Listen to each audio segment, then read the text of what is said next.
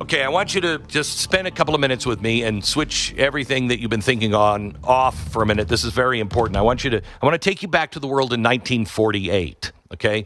The ashes of World War II are still warm. The Cold War is already beginning to chill in the air, and the Soviet Union has a propaganda machine that is in full swing. Radio Moscow, Pravda, endless streams of anti-American stories are pouring into the homes of men and women all across the globe. And Congress looked at this and said, we need a counterbalance on this. America needs to tell her story to the world about liberty and about our founding ideals, and we need to tell it to the rest of the world. This is the birth of the Smith-Mundt Act, okay? We needed to launch things at that time like the Voice of America and Radio Free Europe and Radio Liberty. These were not just radio stations. For many who were behind the Iron Curtain, these were lifelines.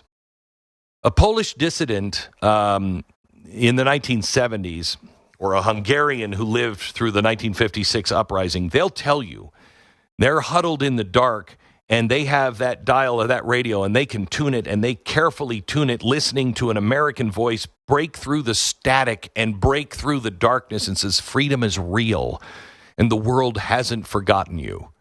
They remember that as being very important.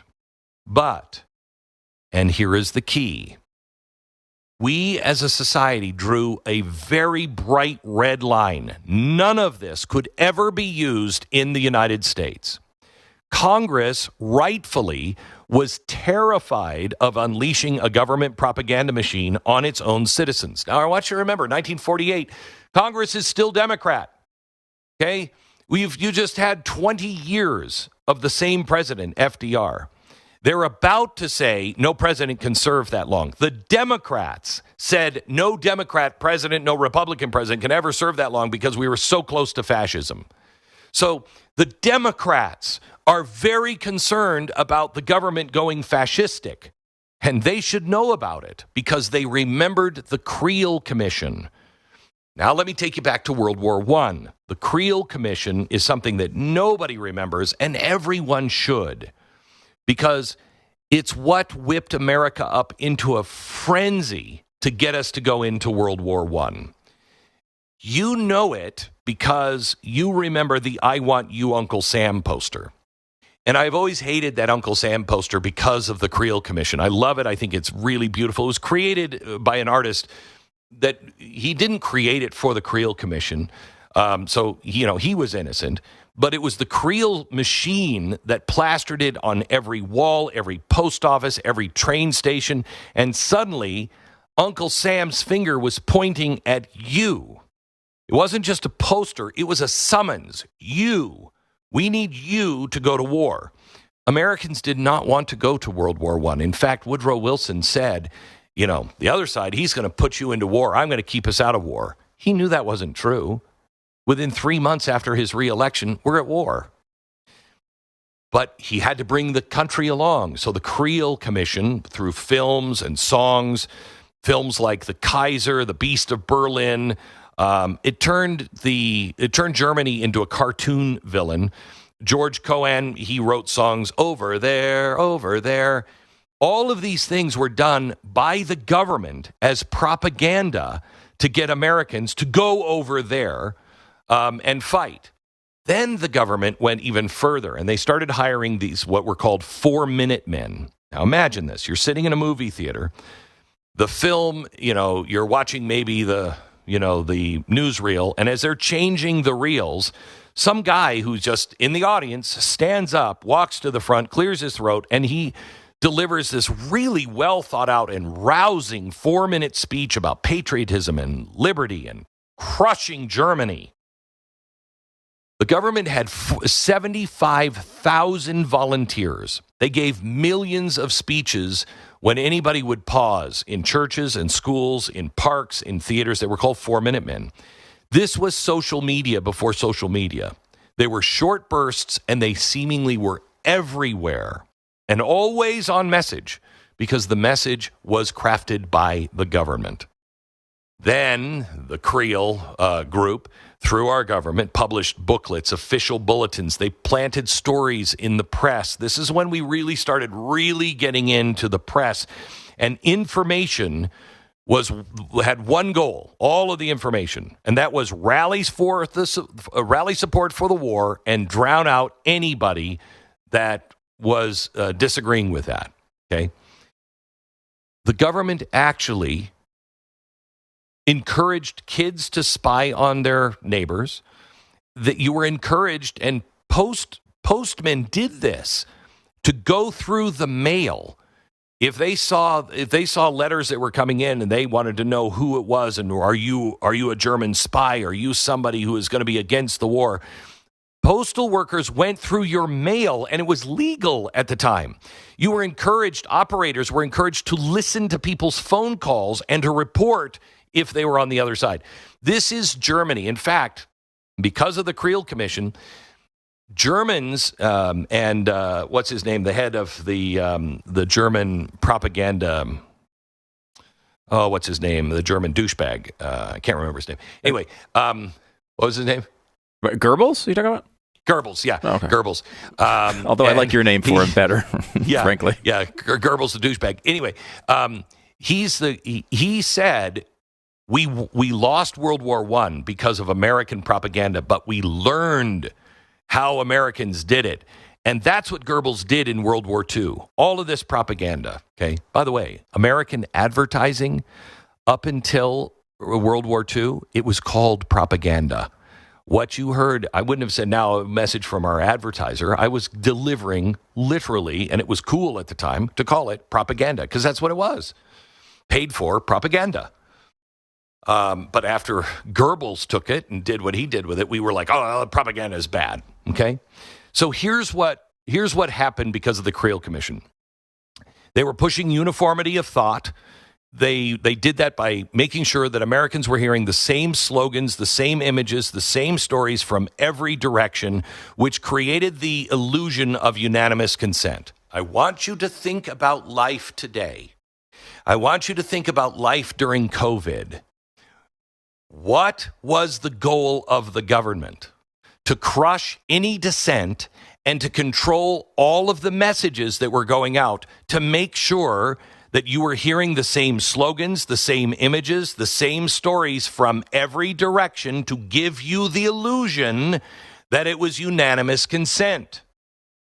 What about global warming? It's exactly the same. Then on top of it, the Creel Commission demonized dissent, okay? German Americans were part of this country forever. In fact, we were, I think, 2 votes away from making German our official language as the United States, not English. But they were all of a sudden branded as traitors. A priest went to jail because he gave the last rites to a German who fell down in front of him on the streets and was dying, and a priest spoke German and gave him the last rites in German. That priest went to jail, okay? So they demonized dissent. Then they suppressed free speech. The propaganda campaign dovetailed with the Espionage Act of 1917, the Sedition Act of 1918. If you criticized the draft, if you questioned the war, you could be fined, you would be ostracized, and you could go to jail. This is Woodrow Wilson, gang. Does any of it sound familiar? Now, here's what the aftermath was after the war. When the war ended, the mask came off. Millions were dead, and Americans felt absolutely duped. They felt that they were tricked into going to a war that they were manipulated into. They didn't even understand it. And that's why we were such isolationists in 1920s and the 1930s, because our own government had manipulated the population to go in to fight this war. And they felt so manipulated and so betrayed by their own government, they were like, I don't want anything to do with foreign wars, okay? So, why did this happen in 1948? Well, because in 1948, all of this stuff is happening, and we're saying, okay, we need to have some sort of boundary because we're going to start all of this propaganda for the United States, and it cannot ever be turned on the people of the United States. Okay. So then why was it repealed? It was repealed without any really kind of conversation because it was slipped in, called the Smith-Mundt Modernization Act. It was slipped into a defense authorization bill. Just like it's happening right now, the government didn't pay its bills. They couldn't come up with a way to actually fund everything. And so we've got to act as an emergency. Otherwise, all of our war machine and it's all going to stop and we're all going to die and panic. The world's on fire and all of that. And so somebody has slipped the bill in and we modernized it. Why did we modernize? Well, because don't you like transparency? I mean, we're doing this overseas. We're doing all this propaganda overseas. You're the taxpayer. You're paying for it. Shouldn't you see it? There was a Congressman, Mac Thornberry. He was one of the sponsors, and he said, quote, "Today the law prevents the American people from seeing or hearing the same things we broadcast overseas, and that doesn't make any sense. We paid for it." Okay. Then they switched that from transparency to, and it's helping fight terrorism. It'll let the Department of Defense and the State Department share counter-radicalization material both abroad and at home because we got to modernize this. The internet is everywhere, okay? So who doesn't want to fight terrorists? Who doesn't want transparency? So in 2012, the left decides we got to get rid of this propaganda thing, okay? Once the firewall was gone and it was just a blip, nobody even really noticed it. Suddenly, the government agencies could circulate public diplomacy campaigns inside of the United States. And we saw this. This is where you get your USAID, the NGOs doing all the things here in the United States because they can now do it. During COVID, you saw this. You saw government-funded messaging quietly merging with the media campaigns and big tech content moderation. Narratives weren't debated. They were handed out by the government, and then they were enforced. Then take the DHS Disinformation Governance Board. This is a direct descendant from this shift. Okay, it was the government openly declaring it had a role in policing speech at home. Look at the 2016 aftermath of the elections. Reports now confirm that the U.S. government funds originally intended for overseas information campaigns had filtered into domestic projects that fact-checked, flagged, and suppressed certain narratives online. The line between foreign propaganda and domestic persuasion was completely gone. Everything they worried about in 1948 was now happening after 2012. Okay, so why am I bringing this up today? Because after the assassination of Charlie Kirk, we have been asking for this to be reinstated. This Smith-Mundt Act has to be reinstated. But after the assassination of Charlie Kirk, there is a new wave of enthusiasm for this, as there should be. But some people on our side are now demanding more than just a firewall. You go to change.org and there's petitions for a Charlie Kirk Act. And it will not only stop government propaganda, but it goes further than that. It starts to punish private media, educators, social platforms for spreading what they call false narratives. So this is our side saying, yeah, well, now we want the power to do what they did. Okay? Hear me clearly. Accountability matters. Lives are destroyed, reputations are smeared, and that matters. But we have systems in place for that. What this proposal opens is a new door, a door where government decides what is and isn't falsehood, and the government cannot do that. History teaches us once the government claims the authority to define truth, liberty is gone. Okay? Now enter Mike Lee. Mike Lee has another proposal. Mike Lee has a version that he is submitting to Congress and trying to get it passed, and every American should be for this, right or left. Every American should be for this. He's not going to reinvent the wheel. He just wants the old firewall put back, period. That's it. The government must not and cannot propagandize its own people. Restore the very bright red line that was established in 1948.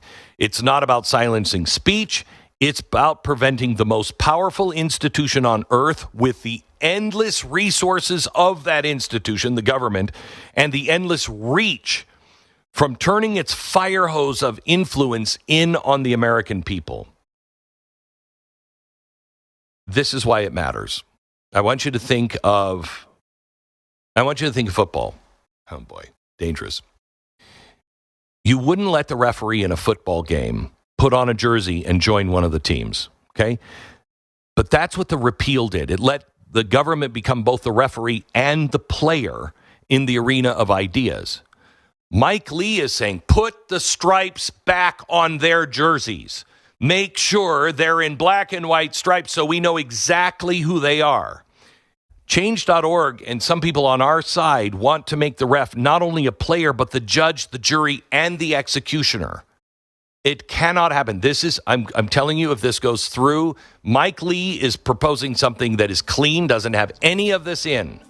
So support the Mike Lee Mundt Act. But if you're hearing people talk about we have to go further, that is the Patriot Act of our day. We are standing at a fork in the road. Reinstating the Smith-Mundt protections, they're not going to solve all the problems of misinformation, but it reestablishes the ground rules, and it tells Washington, you cannot propagandize us, period. Once truth belongs to the state, truth itself ceases to exist. Support Mike Lee's bill. Restore the Smith-Mundt Act.